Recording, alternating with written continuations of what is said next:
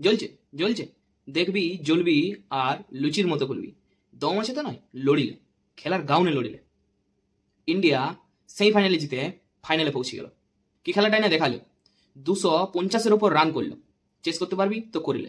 আছে কি আমাদের বুমরা, আর্শদীপ সিং, বরুণ চক্রবর্তী, অক্ষর প্যাটেল আর হার্দিক পান্ডিয়া। এই বোলারগুলোকে মারি যদি পারোস তো 250-এর উপর রান করেছি, চেস করে জিতে যা। আবার বলছে ওয়াংকড়েতে যেয়ে সমস্ত ফ্যান দিকে চুপ করাবো, না কে বলছে না স্যাম করা। কত করলি রে বলে 18 রান আর 4 ওভারে 53 রান দিয়েছু। আর আমাদের ওয়াংকড়ের ফ্যান দিকে বলছিল আমরা চুপ করাবো। ওই দালালিগুলো নাই, আশ্চর্য হয় না। 200 বছর এরকম প্যাচ লাগায় লাগায় আমাদের উপর অত্যাচার করেছো। আর লয়, 2022-এর বদলাটা আমরা 24 লিছিলাম, আবার 26-এও নিলাম। ওই সেমিফাইনাল থেকে বিদায় দিলাম।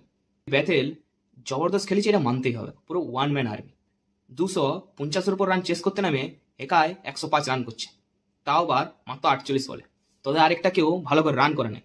যদি আরেকটা কেউ ভালো করে রান করতে হয় তোরা হয়তো ম্যাচটা জিতিয়ে দিত, কিন্তু একার ব্যাটিংয়ে অত সহজ নয় ম্যাচ জিতে। 18 নম্বর ওভার আমাদের আইছিল বুমরা, মাত্র 6 রান দিয়েছে 6। 19 ওভারে বল গেছিল হার্দিক পান্ডিয়া, মাত্র রান দিয়েছে 9, সাথে আবার একটা উইকেট।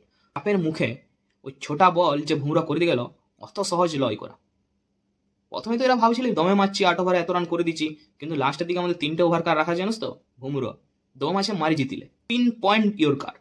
এই চাপের মুখে এত সুন্দর ইয়র্কার দিতে হবে না কারোকে।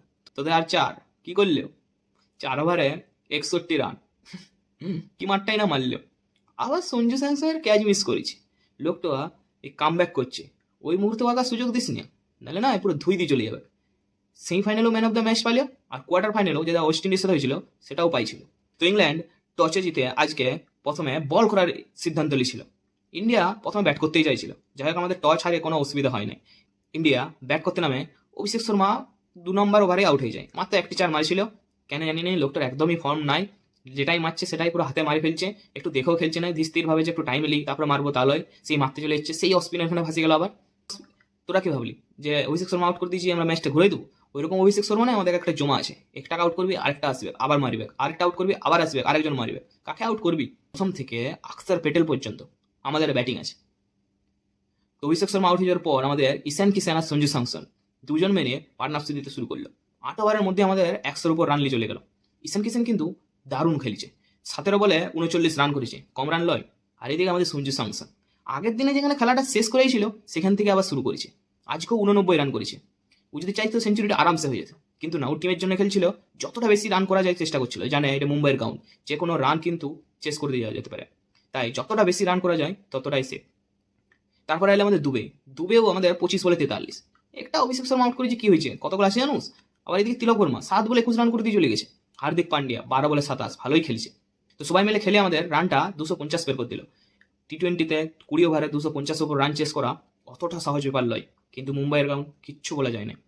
ওদের শুরুটা কিন্তু ভালো হয়নি। প্রথমে হার্দিক পান্ডিয়া এসে আমাদের ফিলিপ সল্টে উইকেট নিয়েছিল, কিন্তু আমাদের বাটলার এদিকে চেকঅপ ব্যাথেল ভালোই খেলতে আরম্ভ করেছিল।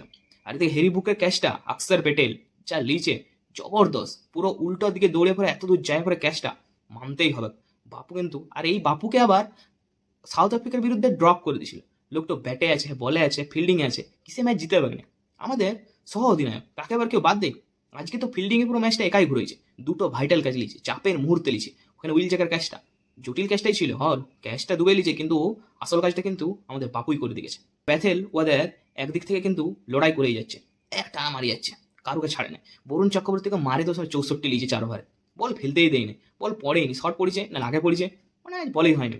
একটি ভালো বল হয়েছিল, সেই বলেই কিন্তু আমাদের বাটলার উইকেটটা কিন্তু লিছে, বাদ বাকি আর একটি বলও হয় নাই। ও ভালো মোটামুটি 64 রান খাইছে। ওদের আর্চার যেমন খাইছিল 61, তেমনি আমাদের বরুণ চক্রবর্তী কিন্তু 64 দিয়ে দিয়েছে।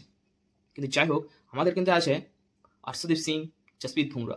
18 নম্বর ওভারে বল করতে এলো, কি বলটাই না করলো, 6টা মাত্র রান দিয়েছে, মাত্র 6টি রান। ওই চাপের মুহূর্তে 6 থেকে বেশি রান দিয়ে দিত না, তাহলে ওদের লাস্টের দিকে নেই চাপটা কমে যেত, ওরা আরো বেশি এনার্জি নিয়ে খেলতো। যাই হোক, পুরো ম্যাচটা আমাদেরকে পুরো বুমরা আমাদের 18 নম্বর ওভারে ঘুরে দিল। লাস্টে হার্দিক পান্ডিয়ার ওভারটাও ভালো করেছে, মাত্র 9 রান দিয়েছে। লাস্টে 1 ওভারে 30 রান দরকার, ডুবে ছিল। তখন 2-3টে বল ভালো করলেও তারপর যাতে দেখে আর নো বল না হয় তার জন্য এমনি ফেলে দিলে ওদের বলিংগুলো 2-3টে সময় মারলে আমরা 7 রানে মাত্র ম্যাচটা জিতে দিলাম। কিন্তু মানতেই হবে ইংল্যান্ড কিন্তু লড়াইটা করেছিল, চাপের মুহূর্তে কিন্তু ভালো খেলেছে।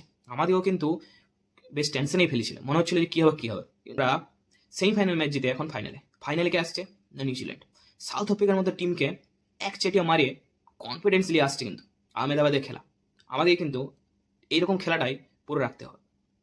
আর একটা জিতলেই আমরা আবার চ্যাম্পিয়ন। 2024 হয়েছি, 2026 দেখা যাক।